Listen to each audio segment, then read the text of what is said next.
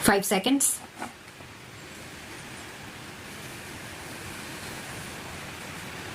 Relying on the case, it was contended by the learned counsel for the appellant that there is a presumption that parents will be able to exercise good care in the welfare of their children.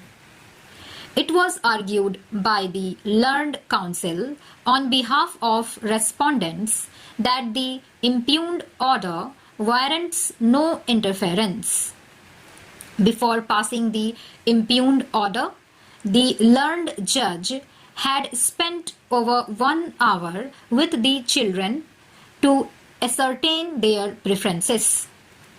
The children have been living with the respondents since their mother's death in June 2006, as the High Court had stayed the order of the family court vacating the injunction order, while the respondents had been complying with the visitation rights granted to the appellant.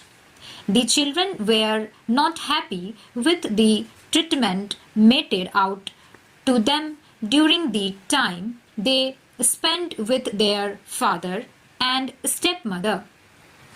In contrast, respondent number 3, contrary to the apprehensions expressed by the appellant, has stated on record that she had no intention to marry and would devote her life towards the welfare of the children. Respondents further asserted that the cited cases are not applicable to the facts of this case. We have heard the learned counsel for both the parties and examined the impugned order of the High Court and also the orders passed by the family court. After considering the materials on record, the impugned order, we are of the view that at this stage the respondents should be given interim custody of the minor children till the disposal of the proceedings filed under Section 7, 9 and 17 of the Act. Section 12 of the Act empowers courts to make such order for the temporary custody and protection of the person or property of the minor as it thinks proper.